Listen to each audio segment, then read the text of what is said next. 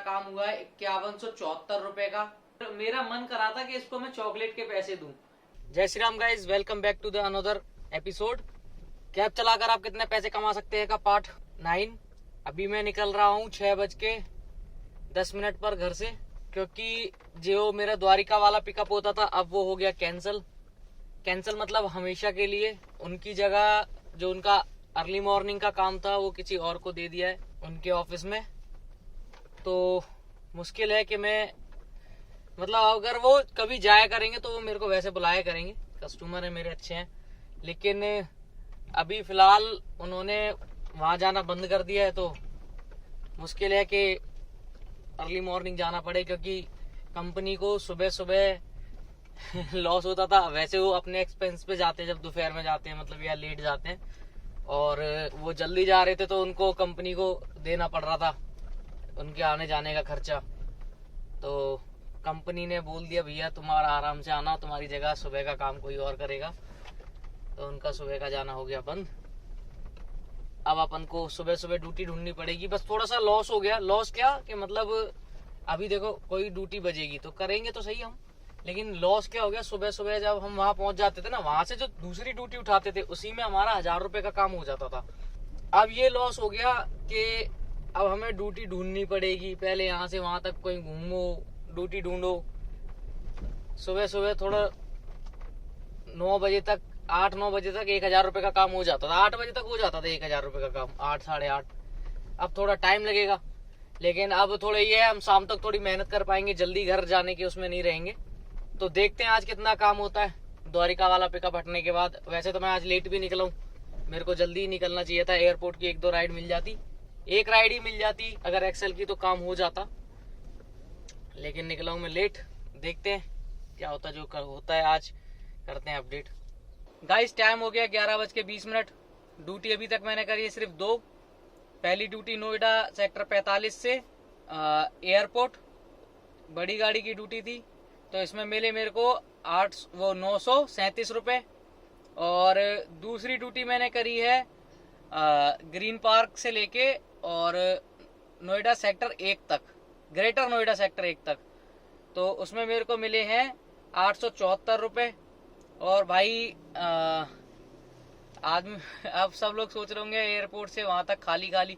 तो भाई मैं खाली गाड़ी चलाने में बिल्कुल नहीं घबराता। जहां से मुझे पता होगा कि यहाँ से बुकिंग आ सकती है, मैं वहां तक खाली ही जाता हूँ। मेरी आदत है, मैं बिल्कुल खाली जाऊंगा जहां तक मुझे पता है कि हाँ बुकिंग है, चाहे 10 किलोमीटर हो 15। अभी मैं ग्रेटर नोएडा से खाली खाली 121 तक आ गया। अब देखो बजना, ड्यूटी आना या ना आना एक अलग बात है, लेकिन मैं यहाँ तक आ गया। अब यहाँ बैठ के खाना खाऊंगा आराम से, थोड़ी देर रेस्ट करेंगे, ड्यूटी आ जाएगी। अगर आप ये सोचोगे कि भाई मैं बिल्कुल वहां पहुंच गया था, वहां फोन में नेटवर्क नहीं आ रहे थे ढंग से, अब मैं वहीं बैठा रहता, तो ड्यूटी थोड़ी ना आ जाती यार। मैं खाली गाड़ी चलाने में इतना घबराता नहीं हूँ, और जो नहीं घबराते वो काम भी कर लेते हैं।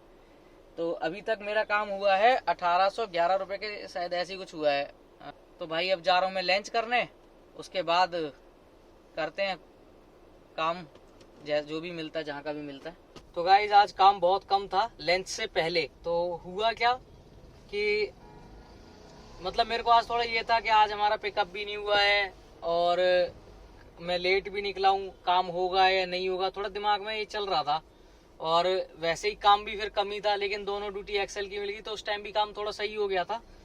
फिर उसके बाद थोड़ा मतलब चलता था, दिमाग में चल ही रहा था कि यार नहीं आज काम मुश्किल हो पाएगा। लेकिन भाई कहते हैं ना कि जिसका अगर उबर ओला ने पहिया घुमा दिया गाड़ी का, तो उसका पहिया पकड़ने वाला कोई नहीं है। तो आज मेरे साथ वही हुआ। मैं वो ड्यूटी करने के बाद जब लंच किया था तो मैं 121 में था। 121 से मेरे को ड्यूटी आई प्रीमियर की 132 की।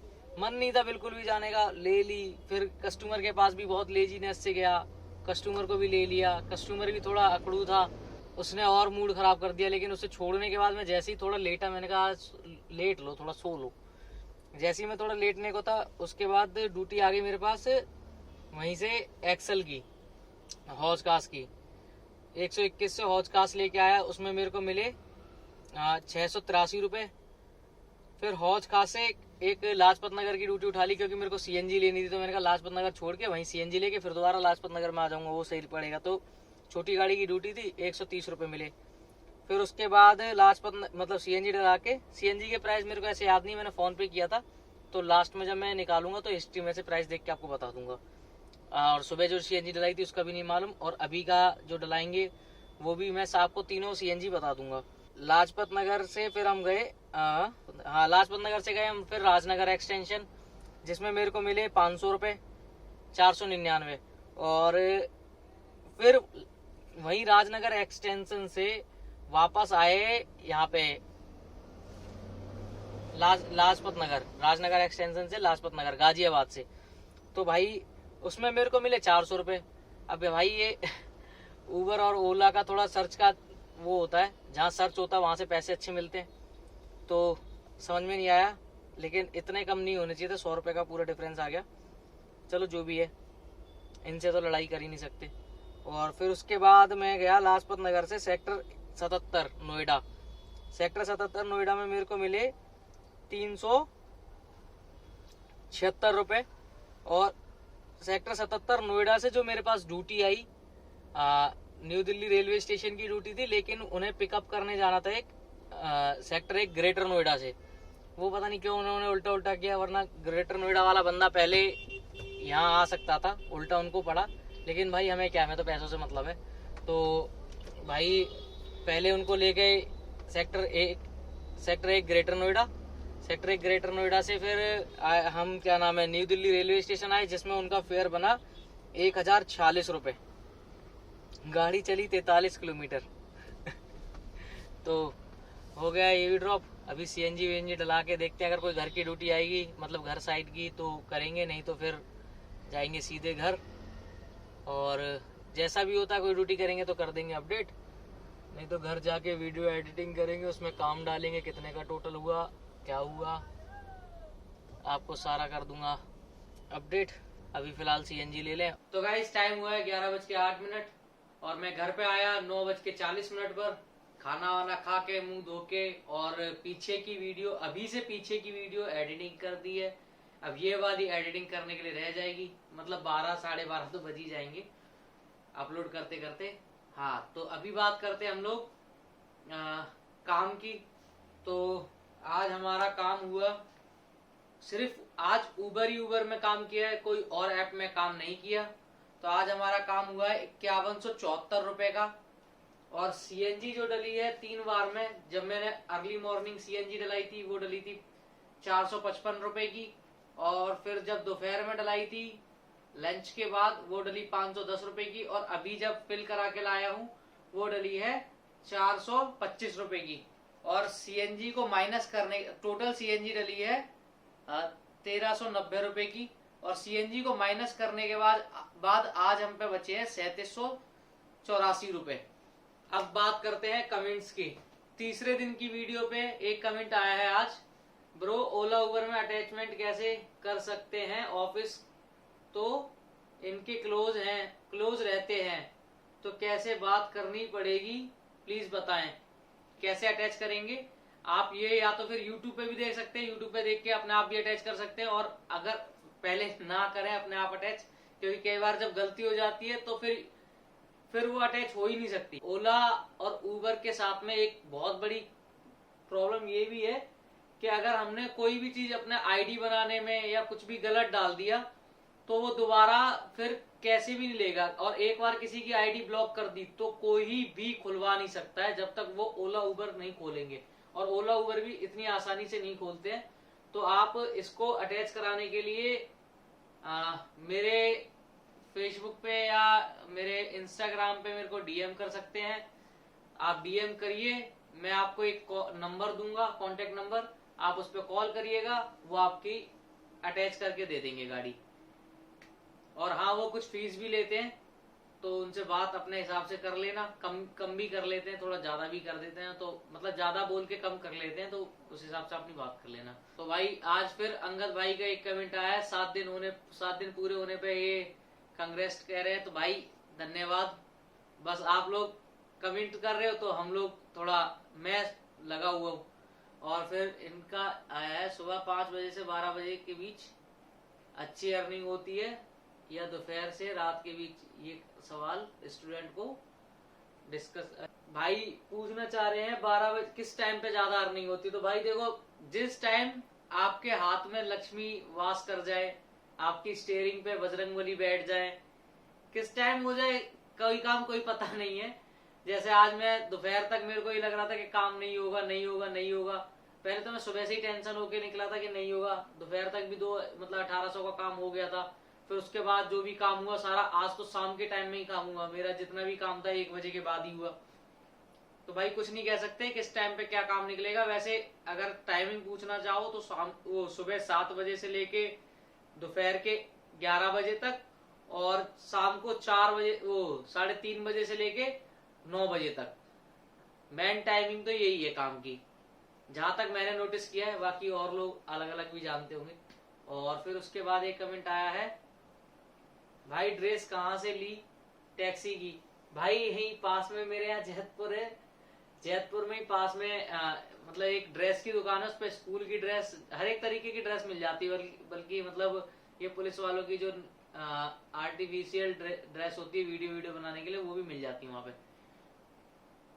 डीएम करना इंस्टाग्राम पे मैं आपको बता दूंगा। मेरा इंस्टाग्राम हैंडल है पारस सिंह सोलंकी करके है। आप सर्च करेंगे तो मेरा फोटो लगा हुआ आ जाएगा।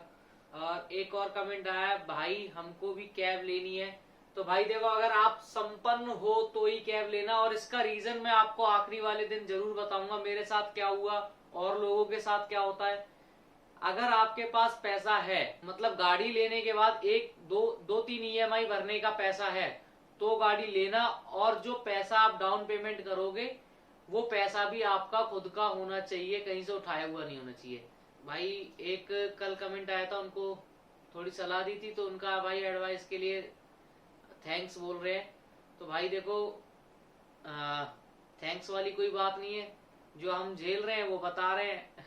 दूसरी बात भाई, न्यू ड्राइवर के लिए दिल्ली में किवे दिक्कत हो सकता है कितने दिन हो सकती है। तो भाई देखो, दिल्ली में कोई ड्राइवर आता अगर बाहर से, तो मेरे हिसाब से तो कोई दिक्कत होती नहीं है। क्योंकि हमारे साथ कई ड्राइवरों ने काम भी किया है, कई भाई वगैरह बाहर से भी आए, मतलब गांव से आके यहाँ ड्राइविंग कर रहे हैं।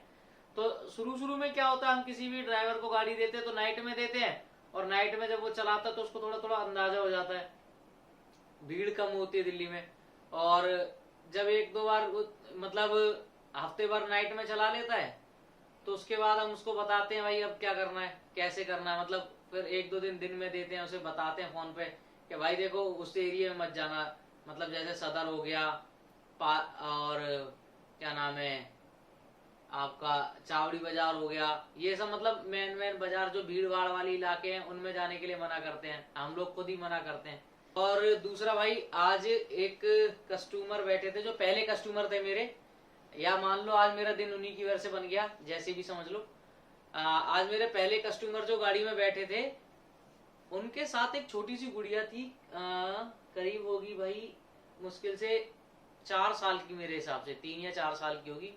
और भाई देखो, इंग्लिश में तो बात आजकल पेरेंट्स वगैरह सब सिखा ही देते हैं लगभग। वो इंग्लिश में तो उसका अलग ही था, चल ही रहा था। वो अपने मम्मी पापा से बात कर रही थी, लेकिन उसके पापा ने बोला कि बेटा आज तुम सुबह क्या गाना गा रही थी। तो भाई उसने शिव जी के एक से एक मंत्र, सही मंत्र उसने, मतलब मृत्युंजय मंत्र और क्या नाम है, हनुमान चालीसा और मैया के गाने उसने, मतलब पूरा एयरपोर्ट से लेके नोएडा से लेके एयरपोर्ट तक एक से एक भजन सुनाए। भाई दिल को ठंडक मिल गई। अपने बच्चों को आप शिक्षा हर एक तरीके की दो, लेकिन भाई थोड़ा सा अपने, मतलब जो आपने अपने माँ बाप से लिया है, हम सबने लिया है, और जो भी मतलब हम लोगों की एज के उन सबने लिया है अपने माँ बाप से। मतलब ये वाली शिक्षा भगवान का मानते हैं, या जिसको भी मानते हैं, भगवान को मानते हैं कई लोग, किसी को भी जिसको मानते हैं, सब भाई मिलके अपने बच्चों को अपने धर्म के बारे में जरूर बताएं। उस लड़की को अगर ये वीडियो मिल जाए, मतलब छोटी सी बच्ची को या उसके पेरेंट्स को, वो मेरे को अगर पहचान ले, देखो भाई हम लोग बोल तो नहीं सकते हैं कस्टमर के सामने, लेकिन मेरा मन करा था कि इसको मैं चॉकलेट के पैसे दूं। लेकिन यार थोड़ा सही नहीं लगता कि मैं अगर चॉकलेट के पैसे देता तो उनके मम्मी पापा को पता नहीं क्या ही लगता, इसलिए मैंने कुछ अपनी तरफ से नहीं दिया। लेकिन भाई बच्चा बहुत अच्छा था वो, और सबको देने चाहिए भाई ऐसे संस्कार अपने बच्चे। इसी के साथ वीडियो को करते हैं एंड, मिलते हैं कल सुबह 7:30 बजे। जय श्री राम।